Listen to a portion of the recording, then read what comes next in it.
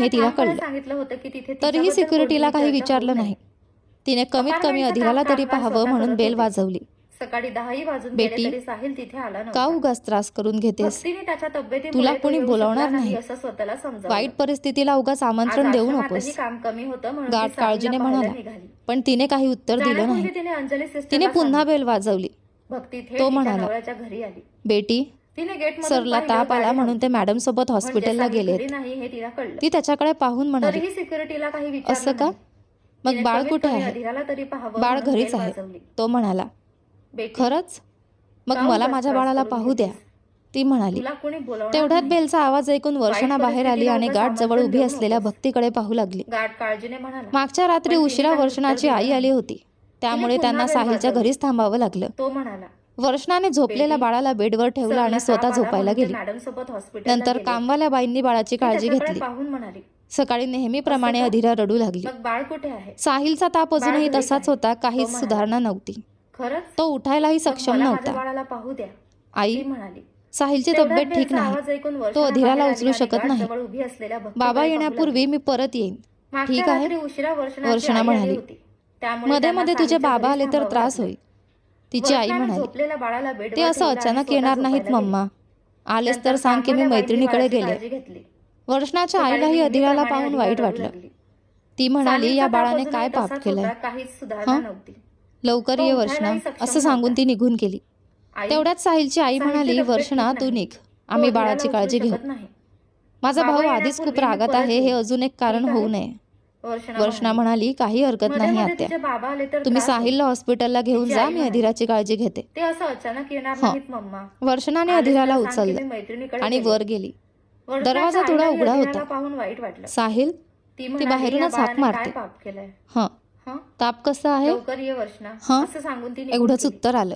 तेवढ्यात साहिलची साहिल, आई तुला काही म्हणाली, खायला आणू वर्षणा का? तू निघ, आम्ही हं. बाळाची काळजी घेऊ. तो संशयाने म्हणाला, माझा म्हणून भाऊ ती आधीच आत खूप गेली. रागात आहे, हे ताप अजून एक खूप कारण वाढला होऊ होता. नये. साहिल, वर्षणा म्हणाली, काही साहिल. हरकत नाही आत्या. वर्षणा जोरात तुम्ही ओरडली. साहिलला तिने हॉस्पिटलला लगेच घेऊन साहिलच्या जा, मी आईला अधीराची बोलावलं. काळजी घेते. आत्या, हं. आत्या, वर्षणाने साहिलला खूप अधीराला ताप आलाय. उचललं त्याची आणि वर अवस्था गेली. पाहून ती म्हणाली, दरवाजा थोडा आता उघडा लगेच होता. हॉस्पिटलला चला. साहिल, हं, ती बाहेरूनच हाक मार. कालच हॉस्पिटलला गेला असता तर असं झालं ताप असतं का? कसा आहे?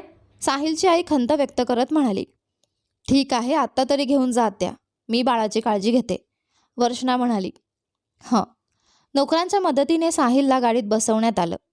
अधीराच्या रडण्याचा आवाज त्याच्या कानात पडत होता. त्याने हलकंसं डोकं वळवून तिच्याकडे पाहिलं आणि गाडीतच डोळे मिटले. काही वेळातच गाडी हॉस्पिटलला पोहोचली. तिथे नर्सच्या मदतीने साहिलची आई त्याला डॉक्टरांकडे घेऊन गेली. फॅमिली डॉक्टरांनी त्याची तपासणी करून सांगितलं, मी काही टेस्ट लिहून देतोय. तो खूप अशक्त झाला आहे. त्याला ग्लुकोज लावू का? साहिलने हळूच डोकं हलवत म्हटलं, नको डॉक्टर. साहिलच्या आईने म्हटलं, तो असंच म्हणतो डॉक्टर, तुम्ही लावा, त्याचं ऐकू नका. डॉक्टर म्हणाले, सगळ्या औषधांमध्ये ग्लुकोज असतंच, काही हरकत नाही. थोडा वेळ आराम मिळेल तुला साहिल. आपल्या मुलीची नीट काळजी घ्यायची असेल तर स्वतः ठीक असणं गरजेचं आहे, हे त्यालाही मान्य झालं. भक्तीला पाहून वर्षणाचा चेहरा उतरला, पण तरीही ती तिच्याजवळ आली. भक्तीने वर्षणाकडे पाहत विचारलं, तू इथे आहेस? वर्षणाने काही उत्तर दिलं नाही. ती भक्तीकडे वरपासून खालपर्यंत पाहत उभी राहिली. वर्षणा, तुला माझी मदत करायची असेल तर करू शकतेस. 2 महिन्यांपासून मी माझ्या बाळाला पाहिलेलं नाही. मला फक्त एकदा तिला पाहायचं आहे. भक्तीने नम्रपणे विनंती केली. वर्षणा काहीच बोलली नाही. वॉचमनही भक्तीकडे दयनीय नजरेने पाहत उभा होता. प्लीज वर्षणा, मी फक्त 1 मिनिट बघेन आणि निघून जाईन, प्लीज, ती पुन्हा पुन्हा म्हणत होती. वर्षणाची नजर समोरच्या शेजारच्या बंद दरवाजाकडे गेली. ठीक आहे, ये, वर्षणा म्हणाली. भक्तीला तिच्या या अनपेक्षित उत्तराने आश्चर्याचा धक्का बसला. मुलीला पाहायला मिळणार या आनंदाने तिच्या प्रत्येक पावलात उत्साह दिसत होता. ती आनंदाने घरात आली. भक्ती आत येताच वर्षणाने दरवाजा बंद केला, जेणेकरून शेजाऱ्यांना काही दिसणार नाही. कामवाल्या बाईंनी भक्तीकडे पाहिलं. त्यांच्या डोळ्यांत भीती स्पष्ट दिसत होती. ते पाहून वर्षणा म्हणाली, तुमच्या कामाला काही होणार नाही. बाळ वर आहे का? भक्तीने विचारलं आणि ती पटकन वर गेली. तिने दरवाजा उघडला. बाळ खेळत होतं. बाळाला पाहताच तिची सगळी ओढ संपली. डोळ्यातले अश्रूही थांबले. तिच्या घशातून फक्त आवाज निघत होता, शब्द नव्हते. तिने बाळाला उचलला आणि घट्ट मिठी मारली. तो एक निखळ प्रेमाचा क्षण होता. तिने आपल्या मुलीच्या चेहऱ्यावर अनेक चुंबनांचा वर्षाव केला. वर्षणाने भक्तीच्या भावनांना थोडा विराम देत सांगितलं, साहिल आणि आत्या अजून 2 तासांनी येतील. तोपर्यंत तू बाळासोबत राहा. त्या क्षणी वर्षणा भक्तीच्या नजरेत देवासारखी वाटत होती. तिच्या चेहऱ्यावरचा आनंद ओसंडून वाहत होता. त्या क्षणी तिला वाटलं, हा आनंद अंजली सिस्टरसोबत शेअर करायला हवा. तिने बाळाला आपल्या चेहऱ्याजवळ घेतलं. अधीरा काही क्षण आईकडे निर्विकारपणे पाहत होती, पण अचानक ती घाबरून रडू लागली. बाळाला रडताना पाहून भक्तीच्या डोळ्यात भीती दाटली. अगं बाळा, मी आहे ना, रडू नकोस. बाबा तुझी काळजी घेतील बरं, ती प्रेमाने म्हणाली. आईचा आवाज ऐकून बाळ हळूहळू हसायला लागलं. माझी गोड अधीरा, किती मोठी झालीस तू, ती म्हणाली आणि पुन्हा तिच्यावर प्रेमाचा वर्षाव केला. बाळाच्या रडण्याचा आवाज ऐकून तिच्या मातृत्वाची भावना जागी झाली आणि तिने बाळाला स्तनपान केलं. आई आणि बाळाच्या नात्या इतकं पवित्र आणि सुंदर नातं दुसरं कोणतं असू शकतं. कितीही नाती असली तरी आई बाळाचं नातं अतुलनीयच असतं. त्या क्षणी भक्तीचा आनंद शब्दात मावणारा नव्हता. काही वेळातच बाळ आईच्या मिठीत शांत झोपलं. साहिलला ग्लुकोज लावण्यात आलं. वर्षांना वेळोवेळी आत्यांना फोन करून त्याच्या तब्येतीची चौकशी करत होते. औषधांचा परिणाम होऊन साहिलला थोडं बरं वाटायला लागलं. 4 तासांनंतर डॉक्टर आणि नर्स रिपोर्ट घेऊन खोलीत आले. आता साहिल बेडवर बसला होता. कसा आहेस साहिल, बरं वाटतंय ना? हो डॉक्टर, ठीक आहे, फक्त थोडा थकलोय, तो म्हणाला. खरंच? अजून एक बाटली ग्लुकोज लावू का? डॉक्टर हसत म्हणाले आणि साहिल घाबरला. आणखी 4 तास इथे राहू दे. नको डॉक्टर, तुम्ही सांगाल तर मी वेळेवर औषध घेईन, साहिल म्हणाला. हा बदललेला साहिल पाहून त्याची आई आणि डॉक्टर दोघेही थोडे आश्चर्यचकित झाले. हा सगळा बदल फक्त त्याच्या मुलीसाठी होता. छान साहिल, तुझे रिपोर्ट आले आहेत. हा साधा ताप आहे, लवकर बरा होशील. पण तुझ्या रक्तात हिमोग्लोबिन खूप कमी झालंय. आधी 13 होतं, आता 10 आहे. मी आर्यनच्या गोळ्या लिहून देतो. 1 महिना घे, मग पुन्हा टेस्ट करू.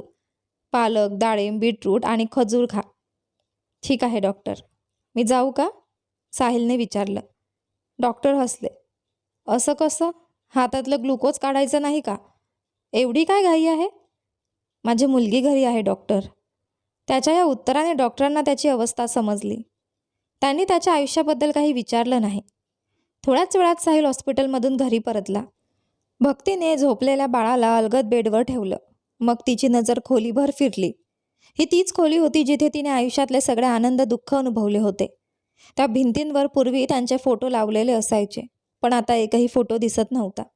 तिने कपाट उघडून पाहिलं. साहिलने तिची आठवण म्हणून काही ठेवलेलं आहे का? पण काहीच नव्हतं. फक्त घरातूनच नाही तर त्याच्या मनातूनही त्याने तिला पूर्णपणे काढून टाकलं होतं. हे जाणवल्यावर तिच्या ओठांवर एक वेदनादायक हसू उमटलं. वर्षना, खूप खूप धन्यवाद. तुझ्यामुळेच मला माझ्या मुलीसोबत 2 तास घालवता आले. मला तर एक क्षण जरी तिला पाहायला मिळावा अशी आस होती. खरंच धन्यवाद वर्षना, भक्ती समाधानाने म्हणाली. हां, ठीक आहे, वर्षना सहजपणे म्हणाली. तो कसा आहे आता? भक्तीने हा प्रश्न 5 वेळा तरी विचारला. वर्षना म्हणाली, आता ठीक आहे. डॉक्टर म्हणाले लवकर बरा होईल. मी फक्त तुला सांगायला आले की आता तू निघायला हवं. ठीक आहे वर्षना, मी निघते, असं म्हणत भक्तीने झोपलेल्या अधीराकडे पाहिलं. मुलीपासून दूर जाण्याच्या विचाराने तिचं मन भरून आलं. ठीक आहे, वर्षना म्हणाली. भक्तीने अधीराला किस केला आणि निघायला लागली. तेवढ्यात वर्षना म्हणाली, असं जाऊ नकोस. बाहेर शेजारची ताई फुलं तोडत उभी आहे. भक्ती म्हणाली, हं, मी मागच्या दरवाजातून जाते. 1 मिनिट थांब, वर्षना म्हणाली. कोणी आहे का ते बघ, तिने कामवाल्या बाईंना सांगितलं. त्या म्हणाल्या, हो, डेअरीमधून दूध घेऊन 3 जणी तिथेच उभ्या आहेत. वर्षना म्हणाली, हं, ठीक आहे, त्यांना जाऊ दे. भक्ती म्हणाली, वेळ होत चालली आहे वर्षना, मला भीती वाटते की ते इथे येतील. वर्षना म्हणाली, आत्ता गेलीस तर कोणीतरी पाहिल आणि आत्यांना सांगेल. थोडा वेळ थांब. बाहेर त्या बायका गप्पा मारत उभ्या होत्या. असं वाटत नाही की त्या लगेच जातील, कामवाली म्हणाली. तेवढ्यात अधीराच्या रडण्याचा आवाज आला. तो ऐकून भक्तीच्या डोळ्यात अश्रू आले. मुलीचा रडण्याचा आवाज सहन करणं तिच्यासाठी खूप कठीण होतं. आता कोणी नाही, जा, कामवाली म्हणाली. भक्तीने वर्षनाला म्हटलं, माझी मुलगी रडते आहे, मला तिला पाहायलाच हवं. उत्तराची वाट न पाहता ती वर गेली आणि मुलीला घट्ट मिठी मारली. 2 मिनिटातच अधीरा शांत झाली. मला वाटतं ते आले, कामवाली म्हणाली. गाडीचा आवाज ऐकून सगळेच घाबरले. एका क्षणाचाही विलंब न करता भक्तीने बाळ वर्षनाच्या हातात दिलं आणि मागच्या दरवाजातून घाईघाईने बाहेर पडली. घराजवळच्या झाडीतून ती चालत निघाली. त्या गवताच्या वाटेवर चालताना तिच्या मनात अधीराच्या आठवणींचा पूर आला. माझी ही अवस्था शत्रूलाही येऊ नये, ती स्वतःशीच म्हणाली. पण तिला देवाचे आभारही वाटले. किमान तिला तिच्या मुलीला पाहायला मिळालं होतं. तिच्या मनात सकारात्मक आणि नकारात्मक विचारांचा सतत संघर्ष चालू होता. इकडे वर्षणा आणि कामवाली शांतपणे वागत होते, जणू काही घडलंच नव्हतं. वर्षणाने बाळ कामवाल्या बाईंना दिलं. साहिलने दुरूनच मुलीकडे एक नजर टाकली आणि आपल्या खोलीत जाऊन झोपला. औषधांच्या परिणामामुळे तो जास्त वेळ बसू शकत नव्हता. वर्षणाला तिच्या आईचा फोन आला आणि तीही निघून गेली. भक्ती आश्रमात परतली तेव्हाच तिच्या लक्षात आलं की ती तिचं घड्याळ हरवलं आहे. तिला आठवलं बाळाला उचलताना लागणार नाही म्हणून तिने घड्याळ टेबलावर ठेवलेलं होतं. अरे, घड्याळ तिथेच राहिलं, ती मनात म्हणाली. साहिलपासून वेगळं झाल्यानंतर भक्तीने मोबाईल वापरणंही बंद केलं होतं. त्यामुळे तिला वर्षणाचा नंबरही माहीत नव्हता. अंजली सिस्टरने भक्तीचा चेहरा पाहताच नेहमीप्रमाणे त्या दिवशी काय घडलं हे ओळखलं. भक्तीने सगळं सिस्टरला सांगितलं. तिचं आश्चर्य, आनंद आणि तो रोमांचक क्षण आहे. खूप छान, देवाचे आभार मान. तुला तुझ्या बाळासोबत 2 तास घालवता आले. त्या आनंदाच्या आठवणी मनात ठेव, उगाच ताण घेऊ नकोस, अंजली सिस्टर म्हणाली. साहिल वर आला तेव्हा त्याच्या लक्षातही आलं नाही की तिथे घड्याळ पडलं आहे. तो इतका थकलेला होता की लगेच झोपून गेला. त्या संध्याकाळी ठरल्याप्रमाणे भक्ती आणि सिस्टरने मुलांना जवळच्या पार्कमध्ये नेलं. बाहेरच्या जगाला पाहून मुलांच्या चेहऱ्यावरचा आनंद स्पष्ट दिसत होता. मुलं पार्कमधल्या खेळण्यांवर खेळायला लागली. काही मुलं हिरव्या गवतावर बसून खेळत होती. भक्ती आणि सिस्टरही गवतावर बसून मुलांचा आनंद पाहत होत्या. भक्तीच्या नजरेत जोना आला. तो इतका मुलांसोबत आनंदाने खेळत होती. तिच्या ओठांवर आपोआप हलके स्मित उमटले, पण त्याच्याकडे नीट पाहताच तिला अदिराच्या आठवणी डोळ्यांसमोर आल्या. आज ती 2 तास अदिरासोबत होती. तिचं हसणं, तिचा चेहरा सगळं तिच्या डोळ्यांसमोर तरळू लागलं. त्या आठवणींनी तिला आनंद दिला, पण त्या क्षणी पुन्हा तिला मुलीला पाहण्याची ओढ लागली. काही क्षणातच आनंद दुःखात बदलला. अंजली सिस्टरने भक्तीचा चेहरा आणि तिचं शांत होणं ओळखलं. भक्ती, सिस्टरचा आवाज ऐकून भक्ती भानावर आली. भक्ती, सिस्टरने तिचा हात धरत सांत्वन केलं. त्या हलक्या स्पर्शानेच भक्तीच्या डोळ्यात अश्रू दाटले. सिस्टर म्हणाली, काळजी करू नकोस भक्ती, लवकरच तू तुझ्या नवऱ्यासोबत आणि मुलीसोबत आनंदाने राहशील. या शब्दांनी भक्तीच्या मनात खोलवर घर केलं. हां, ती मान हलवत म्हणाली. भक्तीने पुन्हा मुलांकडे लक्ष दिलं. तिथे एक छोटा मुलगा आश्रमातील मुलांना ढकलत होता. सुरुवातीला तो खेळ वाटत होता, पण नंतर तो त्यांना मारू लागला. भक्ती त्याच्याकडे गेली. मुलगा तिच्याकडे लक्ष न देता पुन्हा मुलांना ढकलू लागला. भक्तीने त्याचा हात पकडला. असं मुलांना ढकलू नकोस, त्यांना दुखतं, ती म्हणाली. दुखू दे, त्यात काय झालं, मुलगा म्हणाला. हं, तुला पडल्यावर दुखतं का, भक्तीने विचारलं. हो, तो म्हणाला. त्यांनाही तसंच दुखतं. मुलगा काही बोलला नाही. तू कोण आहेस, तुझे आईवडील कुठे आहेत, भक्तीने विचारलं. मी सांगणार नाही असं म्हणत तो पडून गेला. काही क्षणात तो आपल्या आईवडिलांसोबत परत आला. त्यांना पाहून भक्ती थोडी थांबली. मम्मी, ही आंटी, मुलाने आपल्या आईकडे बोट दाखवलं. तीच शर्मिला होती जिने त्या दिवशी अंजली सिस्टरवर गाडी चालवली होती. तिचा नवरा तिच्या बाजूला उभा होता. अरे, तू कोण आहेस माझ्या मुलाला ओरडणारी, शर्मिलाने उंच आवाजात विचारलं. मला माहीत नव्हतं की तो तुमचा मुलगा आहे. तो या मुलांना ढकलत होता म्हणून, भक्ती तिथून निघायचा प्रयत्न करत म्हणाली. असं का, जा ना. कोणती मुलं, तुझी मुलगी, तुम्ही सगळे एकत्र आहात का, ती टोमणा मारत म्हणाली. भक्ती आधीच त्रासलेली होती. नको, सोडून द्या, ती म्हणाली. तुला कसं सोडू, तूच तर माझं आयुष्य उद्ध्वस्त केलं आहेस, शर्मिला म्हणाली. भक्तीने तिच्याकडे आणि तिच्या नवऱ्याकडे पाहिलं आणि रागाने म्हणाली. माझं आयुष्य उद्ध्वस्त करूनही तुला शांतता मिळत नसेल तर कुठे जाऊन डोकं आपट. चल जाऊया, तिचा नवरा म्हणाला, पण शर्मिला ऐकत नव्हती. तू जिवंत आहेस ना, किती घाणेरडी आणि नीच आहेस तू, ती रागाने म्हणाली. आजूबाजूचे सिस्टर आणि मुलं भक्तीकडे धावत आले. भक्ती म्हणाली, मी आधीच खूप वाईट गोष्टी सहन केल्या आहेत, त्यामुळे हे काही नवीन नाही. पण जर तू काही करण्याचा प्रयत्न केलास तर वाईट होईल. इथून निघून जा. तिच्या आवाजात नव्या ताकदीची झलक होती. भक्ती, चल, अंजली सिस्टरने हाक मारली. सिस्टर, सॉरी, पण तिने चुकीचं वागलंय, तिला उत्तर द्यायलाच हवं, ती दात आवडत म्हणाली. अंजली सिस्टरने आजपर्यंत भक्तीला शांत स्वभावाचीच पाहिलं होतं, पण आज तिचं दुसरं रूप दिसत होतं. चल जाऊया शर्मिला, तिचा नवरा पुन्हा म्हणाला. तुझा नवरा तुला बोलावतोय. चांगलं होईल तू इथून निघून जा, भक्ती म्हणाली. मग तिच्या नवऱ्याकडे पाहत ती म्हणाली, तू एकदम भ्याड आहेस. तिला चांगले संस्कार दिले असतेस तर माझी अशी अवस्था झाली असती का? शर्मिला चिडून म्हणाली, माझ्या नवऱ्याला माझ्यासमोर भ्याड म्हणू नकोस. त्याच्यामुळेच मी तुला सोडलं. माझा भाऊ तुझ्यावर सूड उगवेल. भक्ती रागाने म्हणाली, तुमच्या घरात हेच शिकवलं जातं का? तुमच्या मुलाला तरी असे संस्कार देऊ नका. शर्मिला टोमणा मारत म्हणाली, तू मला मुलाला कसं वाढवायचं ते शिकवतेस? खूप मजेशीर आहे. तुला स्वतःच्या मुलालाच पाहता येत नाही आणि मला सल्ला देतेस. किती नीट वागतेस तू, आणि तरीही अशी परिस्थिती. सिस्टरने इतक्या मुलांची जबाबदारी तुला दिली. तिला तुझे सगळे डाव माहिती नव्हते का? सिस्टरचं खरंच खूप मोठं मन आहे. भक्ती म्हणाली, हो, सिस्टरचं मन खूप मोठं आहे. आता तुझं काम बघ. पुन्हा उगाच माझ्या वाटेला आलीस तर बोलणार नाही. हात चालतील, ती ठामपणे म्हणाली. सिस्टर मी निघते, असं म्हणत भक्ती वळली. तेवढ्यात सिस्टर म्हणाली, थांब भक्ती, अशा ठिकाणी आपली मुलं सुरक्षित नाहीत. सिस्टरने शर्मिलाकडे पाहत सांगितलं, लहानपणीच मुलांच्या चुका सुधारल्या पाहिजेत. आपल्या मुलाला चांगले संस्कार द्या.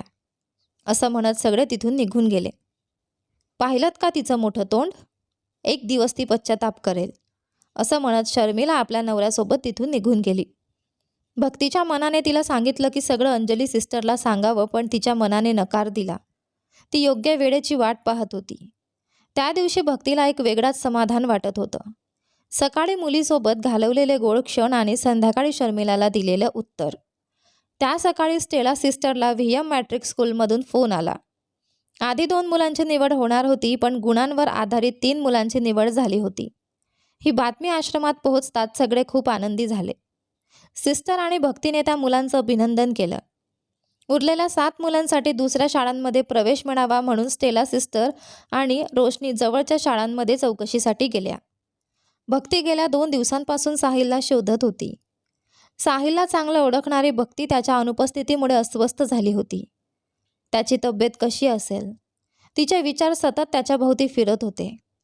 तिची चिंता वाढत चालली होती. तिने ठरवलं, उद्या तो आला नाही तर ती नक्की त्याला भेटायला जाईल. त्या दिवशीही साहिल आला नाही.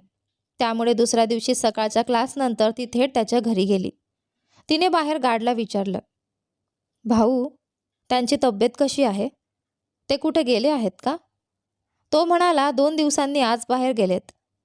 असं का? किती वाजता गेले? 10 वाजता. तो म्हणाला. भक्तीने त्याचे आभार मानले आणि निघाली. तिला वाटलं तो ऑफिसमध्ये गेला असेल. 2 दिवसांनी त्याला पाहण्याची तीव्र इच्छा तिच्या मनात होती. तो रागावला तरी चालेल, पण किमान एक संधी तरी मिळावी. तिच्यासाठी नाही, पण त्यांच्या मुलगी अधीरासाठी. पण साहिलचा विचार वेगळाच होता. तो अधीराला चांगले संस्कार देऊन वाढवू इच्छित होता, भक्तीपासून दूर ठेवून. भक्ती त्याच्या ऑफिसमध्ये पोहोचली. बाहेर साहिलची गाडी उभी होती. 2 दिवसांनी त्याला पाहण्याची उत्सुकता आणि धडधडणाऱ्या मनाने तिला धैर्य दिलं. आजारी असल्यामुळे साहिलने 2 दिवस घरीच विश्रांती घेतली होती. तो स्वतःच मुलीची काळजी घेत होता. अधीराला तो दुरून पाहत होता. ती नेहमीपेक्षा जास्त रडत होती. कदाचित त्यामुळेच तो तिला उचलत नव्हता. पण तिच्या अश्रूंनी साहिलला भक्तीवरील राग आणि द्वेष अजून वाढत होता. आज त्याचा ताप थोडा उतरला होता. सकाळी घरातून निघताना त्याच्या नजरेस भक्तीचं घड्याळ पडलं. 2 हृदयांना जोडणाऱ्या साखळीचं ते खास घड्याळ. ते पाहताच त्याने ते हातात घेतलं. ते घड्याळ त्यांच्यासाठी खूप खास होतं. लग्नाआधी त्याने पहिल्या पगारातून भक्तीला दिलेली भेट. हे घड्याळ इथे कसं? कदाचित वर्षणाचं असेल. तो विचार करू लागला. तेवढ्यात कामवाली अधीराला घेऊन गेली. हे घड्याळ कोणाचं? साहिलने विचारलं. कामवाली काही क्षण गोंधळली. भक्तीचं की वर्षणाचं? ती विचारात पडली. कदाचित साहिलला समजेल की हे भक्तीचं आहे, असं तिच्या मनात आलं आणि ती म्हणाली, साहेब, हे माझं नाही. कदाचित वर्षणा मॅडमचं असेल. त्या दिवशी तुमच्या रूममध्ये आल्या होत्या. हं, ठीक आहे, आईला दे. असं म्हणत साहिलने ते घड्याळ दिलं आणि अधीराला आपल्या हातात घेतलं. माझी गोड मुलगी, 2 दिवसांनी तुला उचलतोय, असं म्हणत त्याने तिच्यावर प्रेम केलं. बाळ हसत होतं. माझ्या लाडकी, मी तुला आनंदही दाखवला आणि दुःखही. तू मोठी होत आहेस. माझ्या भावना तुला कधी त्रास देऊ नयेत. आजपासून मी माझं दुःख तुझ्यासोबत शेअर करणार नाही. तो पुढे म्हणाला, मला तुझ्या आईसाठी घड्याळ घ्यायची किती इच्छा होती माहीत आहे. ते घड्याळ पाहिल्यापासून माझं मन जड झालंय. तुझ्या आईने मला कसं फसवलं. तिला माझ्याबद्दल काहीच वाटलं नाही का. मला कळत नाही मी तुझं आयुष्य कसं आनंदी करणार. तुझ्या वडिलांची निवड चुकली ना.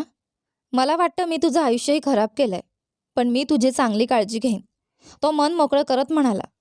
बाळ त्याच्याकडे पाहून हसत होतं. तो खाली आला. बाळ आईकडे दिलं. थोड्या वेळाने तो ऑफिसला गेला आणि बांधकामाच्या कामात गुंतला. त्याच्या ऑफिसमध्ये त्याच्या खाली 3 लोक काम करत होते. तो एकाच वेळी एकच प्रोजेक्ट घेत असे. त्याला बांधकामातच समाधान मिळायचं. वेळ लागला तरी लोक त्याच्याकडेच काम देत असत. त्या घटनेनंतर भक्ती फक्त 1 तास ऑफिसमध्ये आली होती. त्या दिवशी साहिलने तिला भेटायला नकार दिला होता, पण आज तिने ठरवलं होतं ती त्याला नक्की भेटणार. ऑफिसमधील एका कर्मचाऱ्याने भक्तीला पाहिलं आणि म्हणाला, हाय मॅडम, बसा. मी सरांना सांगतो की तुम्ही आलात. साहिल काय उत्तर देईल हे माहीत असूनही भक्ती म्हणणार होती, नको मी स्वतः जाते. पण तिने आदर ठेवून शांत राहणंच पसंत केलं. आत गेलेला कर्मचारी बाहेर येऊन म्हणाला, मॅडम सर सध्या बिझी आहेत. ती म्हणाली, मला त्यांच्याशी 2 मिनिट बोलायचं आहे. मी तुमचं ऐकत नाही असं समजू नका भाऊ. असं म्हणत ती त्याच्या कॅबिनकडे चालू लागली. कर्मचारी काय बोलावं हे समजून न घेता पुन्हा सांगू लागला, पण तिने ऐकलं नाही. तो तिच्या मागे गेला. भक्तीने दरवाजा उघडला. साहिलची नजर तिच्यावर पडली. तोच तो ज्याला पुन्हा तिला कधीच पाहायचं नव्हतं. सर मी तिला सांगितलं पण. कर्मचारी मागून म्हणाला, तू जाऊ शकतोस. साहिल म्हणाला.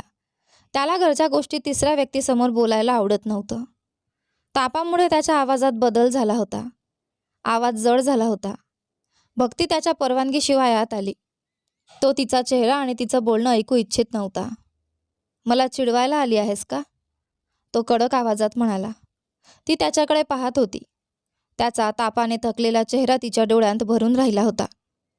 ती शांतपणे म्हणाली, किमान आठवड्यातून 1 दिवस तरी मला माझ्या मुलीला पाहू द्या. मुलगी. तो अजून चिडला. अरे वा, आता तुला तुझी मुलगी आठवली. असं म्हणत त्याने टेबलवर हात आपटला. तो आवाज तिच्या हृदयावर आदळल्यासारखा वाटला, पण तरीही ती बोलली, माझ्याशिवाय ती या जगात आली का. मी रोज नाही, फक्त आठवड्यातून एकदा विचारते. ती म्हणाली, तुझा हा उद्धटपणा मला मान्य नाही. निघ इथून. तो कठोरपणे म्हणाला. भक्तीच्या डोळ्यात अश्रू होते, पण ती ठामपणे म्हणाली, ती माझी मुलगी आहे. तो म्हणाला, इतके दिवस कुठे होतीस आणि आता अचानक मुलगी हवी आहे. मला वाटतं तू तिच्याकडे पाहणं सुद्धा पाप आहे. भक्तीच्या डोळ्यांतून अश्रू वाहू लागले, पण ती म्हणाली, तुम्ही माझ्याशी असं बोलणार असाल तर मला कोर्टात जावं लागेल. मग मुलगी आई वडील दोघांची असेल. तो रागाने म्हणाला, तू तेवढी योग्य नाहीस. अजून एक शब्द बोललीस तर मी भयंकर होईन. निघ इथून. ती म्हणाली, आपलं काही झालं तरी कोर्ट कधीच आईला तिच्या मुलीपासून दूर ठेवणार नाही. हे ऐकून साहिलने टेबलचा ड्रॉवर उघडला, 2 बंडल पैसे काढले आणि तिच्यासमोर येऊन उभा राहिला. हेच तुला हवं आहे ना. बाळाच्या बाबतीत नाटक करू नकोस. ही शेवटची वेळ समज. पुन्हा आलीस तर मी हे ऑफिस बंद करेन. मुलीला घेऊन कुठेही निघून जाईन. असं म्हणत त्याने तिच्यावर पैसे फेकले आणि तिथून निघून गेला. भक्तीने तोंड झाकलं आणि रडू लागली. स्टाफसमोर स्वतःला कमजोर दाखवायचं नाही म्हणून तिने ते पैसे उचलले, परत त्याच्या ड्रॉवरमध्ये ठेवले आणि अश्रूंनी भरलेल्या डोळ्यांनी तिथून निघून गेली. साहिलला तिचे अश्रू पाहून समाधान वाटलं. आधी तो कोणत्याही परिस्थितीत तिला हसवायचा, पण आता तोच तिचं मन तोडून गेला. तो गाडी घेऊन कुठल्या तरी दिशेने निघून गेला. त्याला माहिती होतं पैसे आणि मुलीची तुलना भक्ती सहन करू शकणार नाही. त्याला वाटलं तिच्या विश्वासघातानंतर हे काही मोठं नाही. ती माझ्या मुलीला कसं मागू शकते, या विचाराने त्याने असं केलं. एकेकाळी तो तिला राणीसारखं जपायचा आणि आज भिकाऱ्यासारखी वागणूक दिली. साहिलची कॉलेजमधली प्रेमकथा. त्याच्या दृष्टिकोनातून आता आपण पुढची कथा बघूया. माझं कुटुंब खूप साधं होतं. बाबा किराणा दुकान चालवायचे. आई घरी असायची. माझी एक लहान बहीण आहे, माझ्यापेक्षा 4 वर्षांनी लहान. दुकान मोठं असल्यामुळे उत्पन्न चांगलं होतं. पैशांची कधी कमतरता नव्हती, पण आई वडिलांनी आम्हाला लहानपणापासून पैशांची किंमत शिकवली. श्रीमंत असूनही आम्ही कधी दिखावा केला नाही. मला लहानपणापासून चिमण्या, शेळ्या, कोंबड्या, मासे पाळायला आवडायचं. आता घरात ते काही नाहीत, पण मला साध्या मुलासारखंच वाढवलं गेलं. बाहेरच्या लोकांशी मी फार मिसळत नव्हतो. मला अभ्यासापेक्षा खेळात जास्त रस होता. क्रिकेट, धावणे, कबड्डी अनेक खेळांमध्ये मी शाळेसाठी कप आणि मेडल्स जिंकले. माझे मित्र सांगायचे की काही मुलींना माझ्यावर क्रश आहे कारण मी खेळात चांगला आहे. मला काही प्रेमपत्रही आली होती, पण मला त्या सगळ्यात रस नव्हता. अभ्यासात मी नेहमी सरासरी गुणांनी पास व्हायचो. 12वी झाल्यावर मी स्पोर्ट्स कॉलेजमध्ये जायचं ठरवलं होतं. चेन्नईमध्ये काही कॉलेजेस पाहिलीही होती, पण अचानक बाबांचा हार्ट अटॅकने मृत्यू झाला. आई 2 महिने सावरू शकली नाही. माझी बहीणही तिला समजावू शकत नव्हती. मीच तिचा आधार होतो, त्यामुळे मी त्यांना सोडून जाऊ शकलो नाही आणि शेवटी मनाविरुद्ध घरापासून थोडं लांब असलेल्या इंजिनिअरिंग कॉलेजमध्ये प्रवेश घेतला, सिव्हिल इंजिनिअरिंग. तिथेच मी भक्तीला पहिल्यांदा पाहिलं. लोक म्हणतील ती फार सुंदर नाही, पण माझ्या नजरेत ती खूप सुंदर होती. माझं प्रेम कसं फुललं. तो कॉलेजचा पहिला दिवस होता. बहुतेक सगळे फर्स्ट इयरचे विद्यार्थी त्यांच्या आईवडिलांसोबत किंवा कुणा नातलगांसोबत आले होते, पण मी एकटाच आलो होतो. माझी पल्सर बाईक पार करून मी आरशात केस सेट केले आणि सरळ कॉलेजकडे चालायला लागलो. गेटवर पोचताच माझ्या नजरेत पहिली जी मुलगी भरली ती म्हणजे भक्ती. ती तिच्या वडिलांसोबत घाईघाईने ऑडिटोरियमकडे जात होती. साधारण उंची, साधा रंग, पण तिचा चेहरा अगदी निरागस, जणू काही जगाचं काहीच भान नाही अशा छोट्या मुलीसारखा. मी त्यांच्या मागेच चालत गेलो. ऑडिटोरियममध्ये ती विद्यार्थ्यांच्या गर्दीत हरवली. त्यानंतर ती मला दिसलीच नाही. यापुढे काय होतं ते बघा आपल्या या कथेच्या पुढच्या भागामध्ये. पण तोपर्यंत तुम्हाला हा भाग कसा वाटला कमेंट करून नक्की सांगा. व्हिडिओ आवडला असेल तर व्हिडिओला शेअर करा, लाईक करा, चॅनलवर नवीन असाल तर सबस्क्राईब करा आणि हो नोटिफिकेशन बेल नक्की दाबा, जेणेकरून येणाऱ्या पुढील व्हिडिओची अपडेट तुम्हाला सर्वात आधी मिळेल. धन्यवाद.